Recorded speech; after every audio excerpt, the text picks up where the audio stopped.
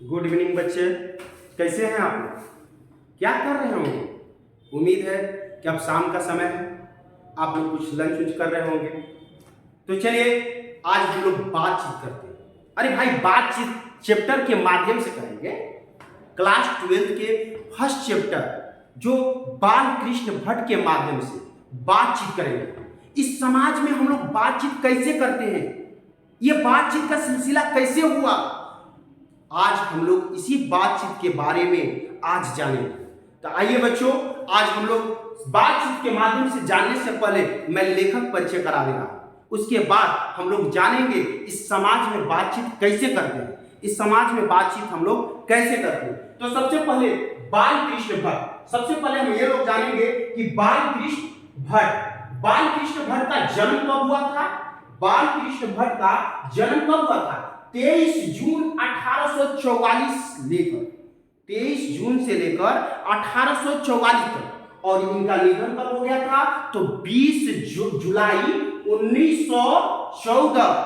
20 जुलाई 1914। ऐसे एक ट्रिक में कहा जाता है कि बाल की चाल जून से जुलाई तक, बाल की चाल जून से जुलाई तक। आप लोग सोचते होंगे कि जून से जुलाई तक, क्योंकि उनका जन्म 23 जून 1844 ईस्वी को हुआ था।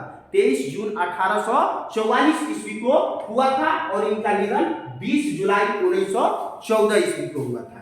अब इसके बाद इनका निवास स्थान, बहुत सारे लोग कहते हैं कि निवास स्थान इनका कहाँ है? तो इलाहाबाद।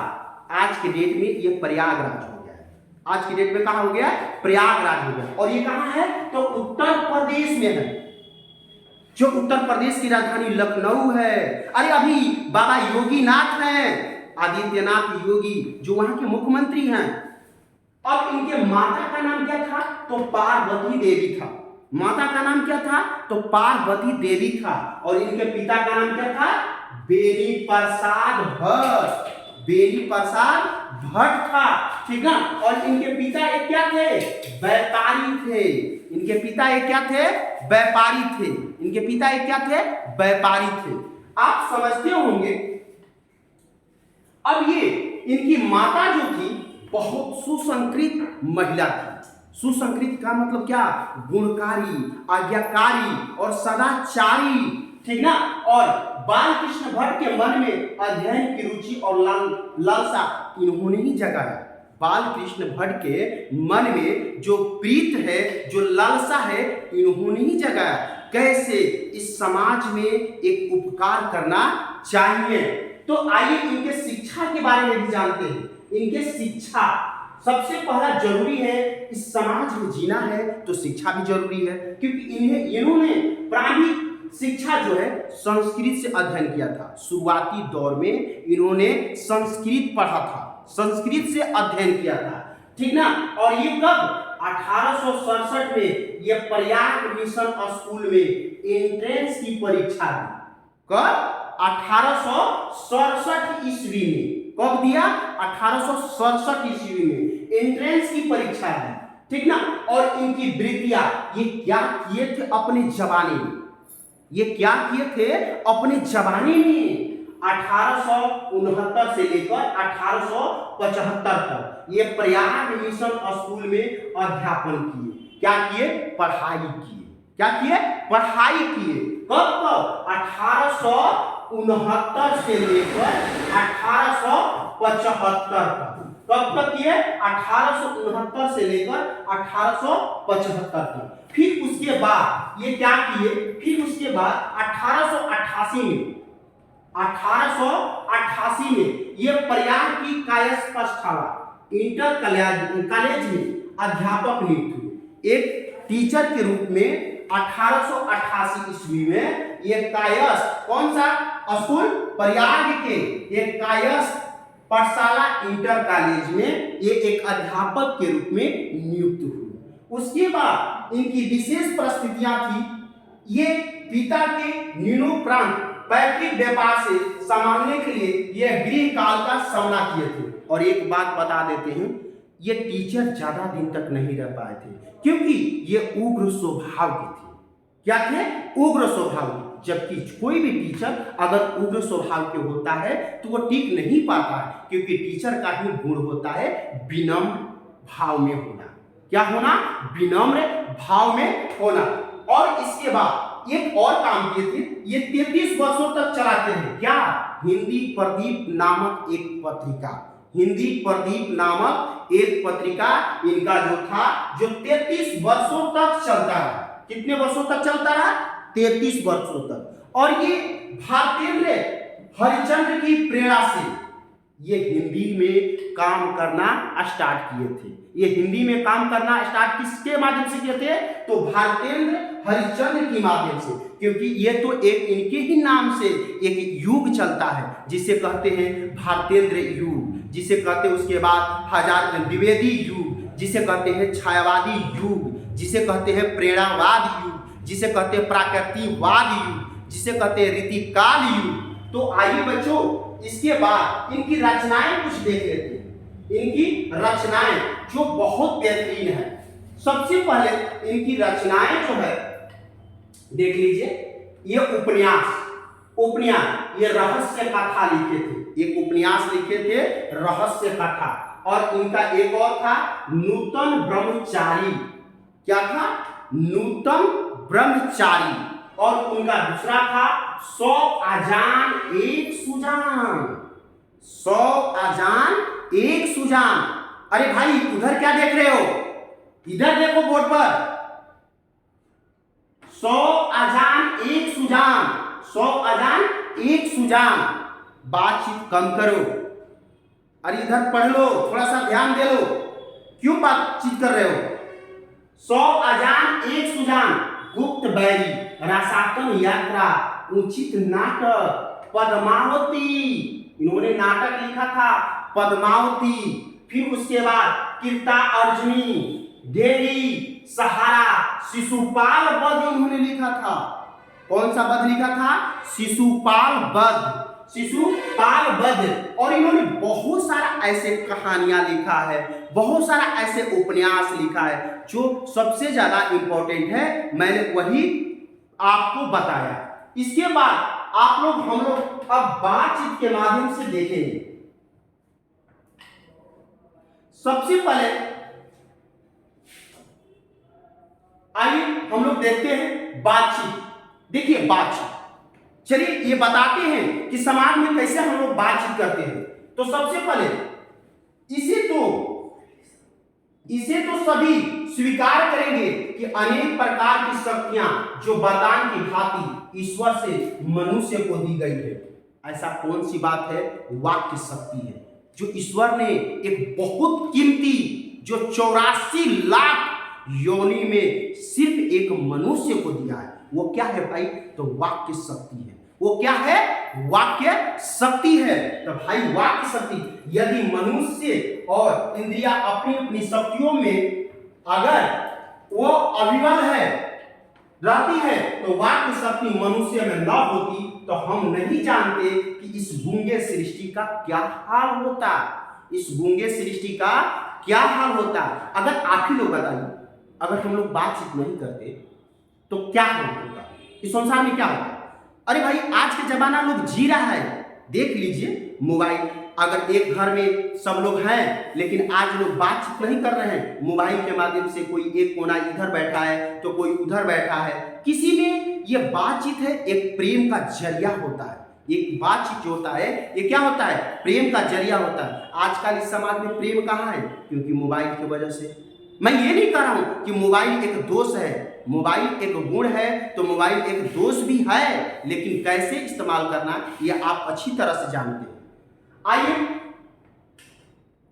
इस उसे वाक्य न होने के कारण आपस में एक दूसरे से कुछ न कह सुनने सकते हैं। अगर हमारे पास वाक्य शक्ति नहीं होता तो हम मुख बंधित होते, क्योंकि हम मुख बंधित होते कुछ भी नहीं कर सकते, क्योंकि हमारे पास कुछ कहने का बात ही नहीं रहता। क्योंकि आप जानते हैं इस वाक्य शक्ति के अनेक फायदे में स्पीच, वक्ता और बातचीत दोनों हैं। आप सोचते होंगे इस अनेक फायदों में क्या है? एक फायदे में स्पीच वक्रता और बातचीत दोनों है, लेकिन दोनों में काफी अंतर है। दोनों में क्या है, काफी अंतर है। कैसे कैसे अंतर है आप समझते होंगे, कैसे अंतर है। मान लीजिए ये स्पीच आप सुने होंगे, बहुत बड़े बड़े नेता आते हैं, भाषण देते हैं, और आप एक अपने सभा में बैठकर एक बातचीत करते हैं, दोनों में काफी अंतर है। कैसे अंतर है, तो आइए हम लोग देखते हैं।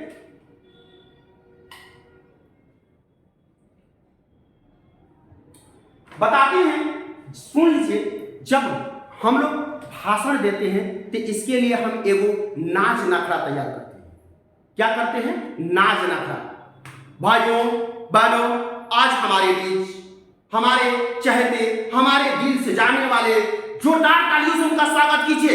यही तो नाच नखरा है, यही तो नाच नखरा है। लेकिन पर्सनली बातचीत करने में हमें नाच नखरों की जरूरत नहीं है। जैसे मन तैसे बातचीत करते हैं, जैसे मन होता है वैसे बातचीत करते हैं। हमें सोचना नहीं पड़ता है कि हमें क्या बोलना है, हमें सोचना नहीं पड़ता है कि हमें क्या बोलना है। लेकिन कहीं सभा और सम्मेलन में हमें नाच नखरों की जरूरत होती है। हमें क्या होती है, नाच नखरों की जरूरत होती है।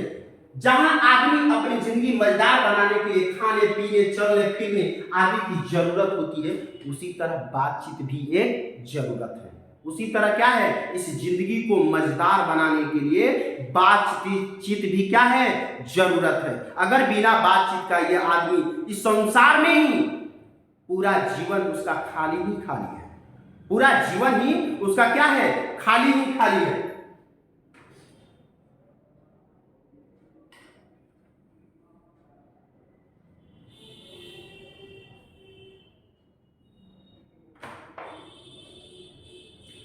रॉबिन्सन को एक ऐसा आनंद हुआ मानो उसने नए सिरों से फिर से आदमी का चोला पाया है। इसमें सीन होता है, एक रॉबिन्स था जो जानवरों के समूह में रहता था। वो तो कभी जिंदगी में बातचीत करना ही नहीं सीखा था।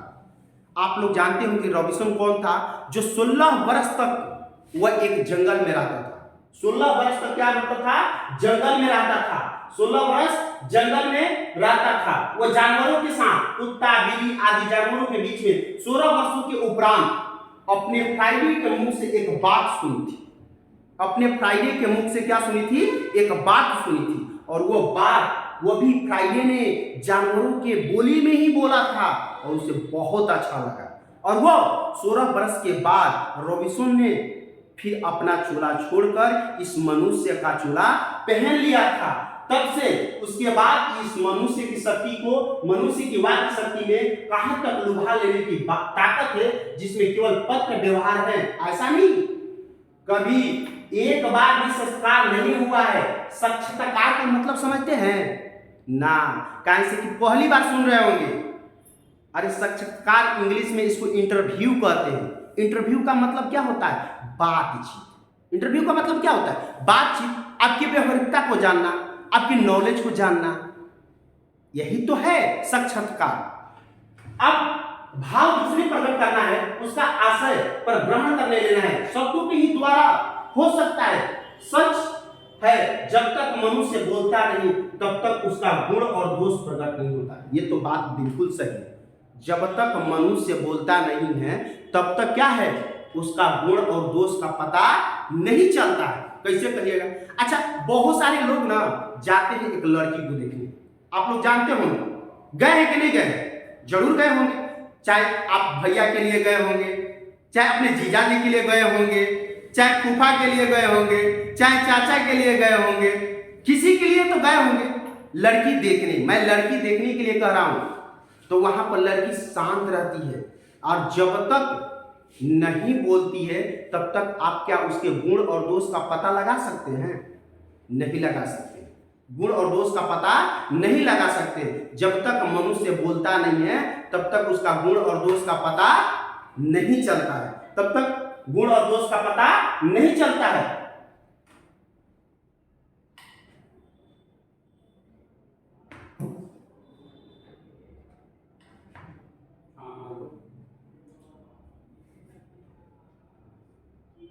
इस बातचीत की सीमा 2 लेकर वहां तक रखी जा सकती है जहां तक उनकी जमानत मीटिंग या सभा न समझ ली जाए। एडिसन का मत है कि असल बातचीत सिर्फ 2 व्यक्तियों में हो सकता है। एडिसन का मत है कि असल बातचीत सिर्फ दो व्यक्तियों के बीच हो सकता है।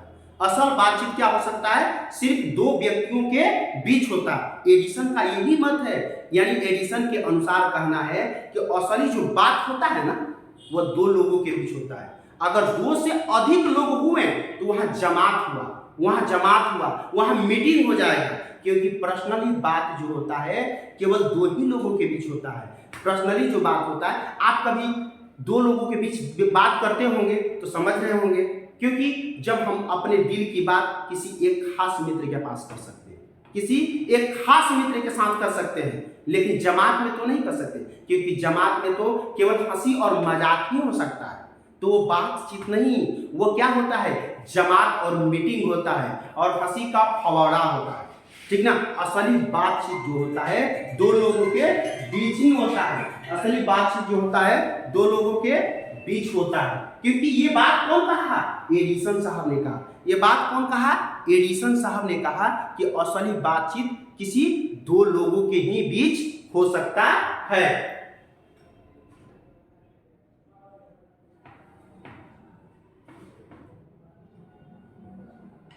जैसे गर्म दूध और ठंडे पानी को दो बर्तन में आसपास सटा के रखा जाए तो एक का असर दूसरे में पहुंच जाता है। आप अच्छे तरह से जानते हैं कि एक कटोरी में दूध ले लीजिए और एक कटोरी में पानी ले लीजिए।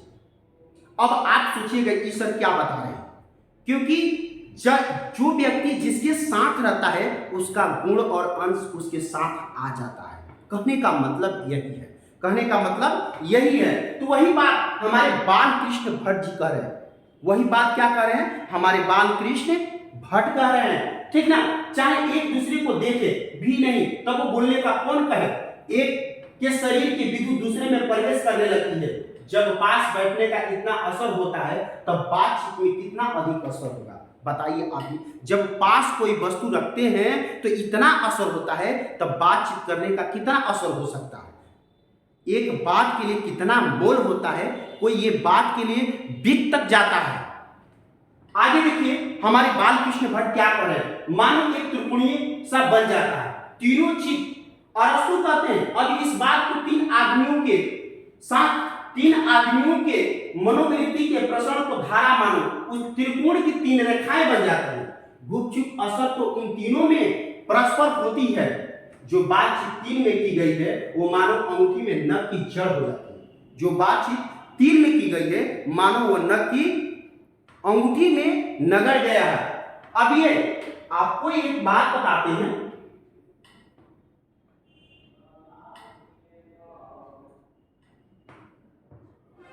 आप एक यहां दो बूढ़ों की बातचीत प्राय जमाने की शिकायतों पर हुआ करती है। अब आप सोचते हो दो बूढ़ों की बातचीत कैसे होती है? जवानी की प्राय बुढ़ापे की बात की। हमारा जमाने में बहुत सारे लोगों के सुने होंगे मुख से, लोग कहते हैं हमारे जमाने में ये सब हो रहा था। ऐसे बूढ़ों लोगों की बात सुनते होंगे, अरे तू लोग क्या करता रहा, हमनी के रही जा कि 10 कोस पैदल चल जाते रही जा। आप लोग सुने होंगे ये बूढ़े लोगों की बातचीत है, बूढ़े लोगों की बातचीत है, जवानी की शिकायत है।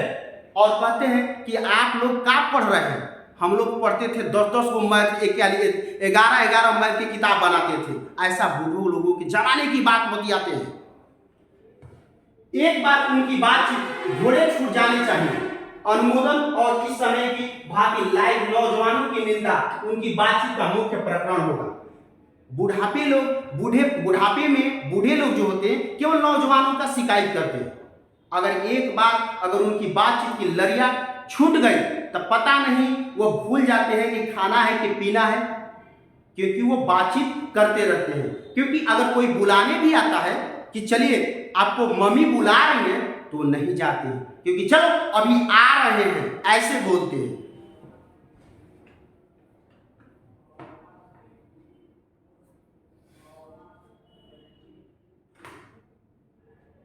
लड़कों की बातचीत खिलाड़ी हुए तो अपनी अपनी तारीफ करने के बाद में कोई सलाह गांठे सुनते हैं। अगर लड़की की बात हुआ तो खिलाड़ियों की बात करते हैं, फिल्म ऑर्केस्ट्रा की बात करते हैं, अपने अनुसार बातचीत करते हैं।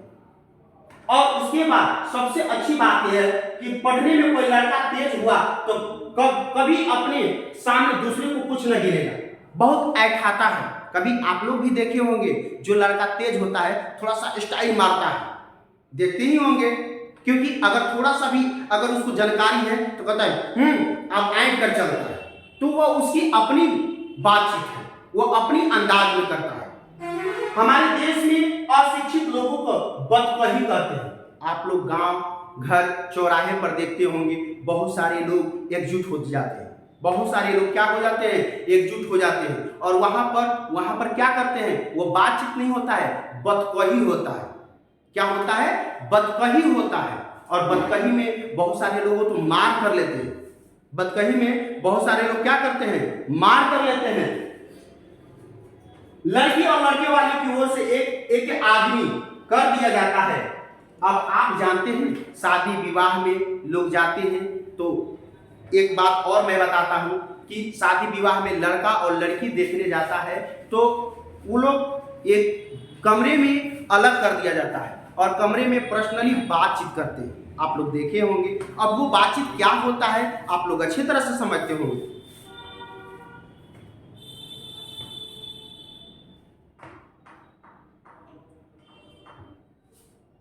यूरोप के लोगों में बात करने का हुनर ही गजब है।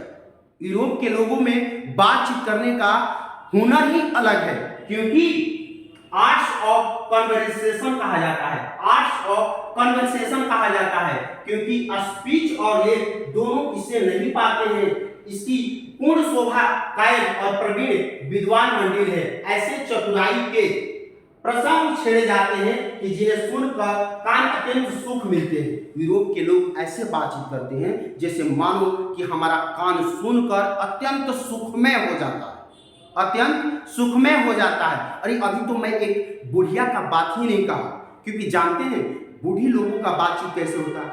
और एक बूढ़ी क्या करती है कि दूसरे के घर जाती है, एक बूढ़ी क्या करती है, दूसरे के घर जाती है, और जाती है तो कहती है, और फिर उसके बाद कोई सेवा सत्कार नहीं होता है तो वापस लौट जाती है। और जब वापस लौट जाती है तो कहती है, बताओ भाला, हम एकरा हम अपना घरे आवे ले तो हम एकरा के सोफा पर बैठाई ना, एकरा के रसगुल्ला खियाई ना, हम प्लेट में आवे ले तो निकाल के दी ना, बताओ भाला हम गइल हई ती पनियों के ना पूछ ले।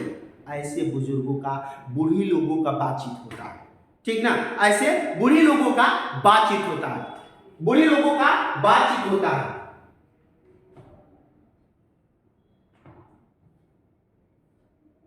यहां तक हम बाहरी बातचीत का हाल लिखा है, जिसमें दूसरे फकीर के होने की बहुत आवश्यकता है, बिना किसी दूसरे मनुष्य के हुए जो किसी तरह संभव नहीं है, और जो दो ही तरह पर हो सकता है, या तो कोई हमारे यहाँ कृपा करे या हरवी जाकर दूसरे की कृपा करे। पर यह सब तो दुनियादारी है, जिसमें कभी कभी रस भक्ष होता है, देर नहीं लगती, क्योंकि जो आशा अपने आप में पधारे पर उनकी पूरी दिलजोई न हो सकती है। शिष्टाचार में त्रुटियां हुई है, अगर हम ही उनके यहाँ गए तो पहले तो बिना बुलाए जाना ही अनादर का मूल है, और जाने पर अपने मन माफी बर्ताव न किए गए हो तो मानो दूसरे का प्रकार का नया घाव है। इसीलिए सबसे उत्तम प्रकार बात करने का अहम यही समझौता है। और हम लोग आप लोग को ये बताते हैं कि सबसे जरिया क्या होता है। अगर मान लीजिए कि ये एक दोस्त है, आप एक दोस्त हैं और ये भी एक दोस्त हैं, ठीक ना। अगर एक बीच में लड़का आता है और कहता है कि मान लीजिए आप एक इनसे दोस्ती है और आपको इनसे दोस्ती है, तो बीच में एक लड़का आता है और सुनल है कि फलानवा ना तारा के होई कहले है, तारा बारे में कैसे ऐसे कहत रहे, तो आप अब आग बबूला हो जाइएगा। फिर उसके बाद आकर आपसे कहा कि अरे सुनल है कि रविंदर जो रहन तारा बारे में कैसे ऐसे कहत रहन, तो जानते हैं इस घाव का बुरादा जो है ये कैसे ठीक होगा, आपस में बातचीत करने से। क्योंकि आपस में बातचीत करिएगा तो पता चल जाएगा कौन क्या कहा था। उसी तरह वो दोनों मित्र जब मिले, ठीक ना, तो कहे कि अरे भाई अनिल भाई आप क्यों ऐसे बातचीत किए थे, तो रविंदर भाई कहे कि तुम ही तो कहे हो, हम कहाँ कहें। तब इससे पता चलता है कि वो हम दोनों को क्या कर रहा है, झगड़ा लगवा रहा है। क्योंकि बातचीत के माध्यम से ही पता चलता है, और बातचीत के माध्यम से उगड़ा हुआ जो घाव है, जो पनपा हुआ घाव है, वो भी भर जाता है। वो भी क्या होता है? भर जाता है, केवल बातचीत के माध्यम से ही। ये हम नहीं कर रहे हैं, बालकृष्ण भट्ट कह रहे हैं।